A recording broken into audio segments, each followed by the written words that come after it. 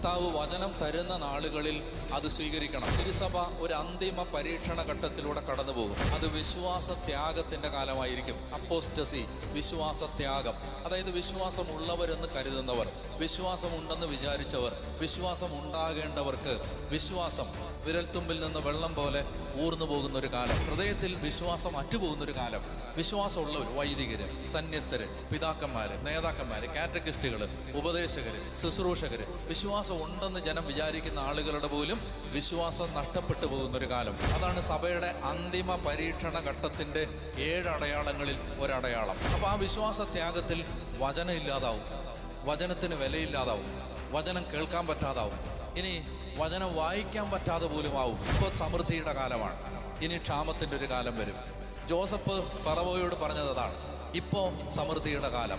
സമൃദ്ധിയുടെ കാലത്ത് ഇഷ്ടം പോലെ ശേഖരിച്ചോണം. ഇനി വരാൻ പോകുന്നത്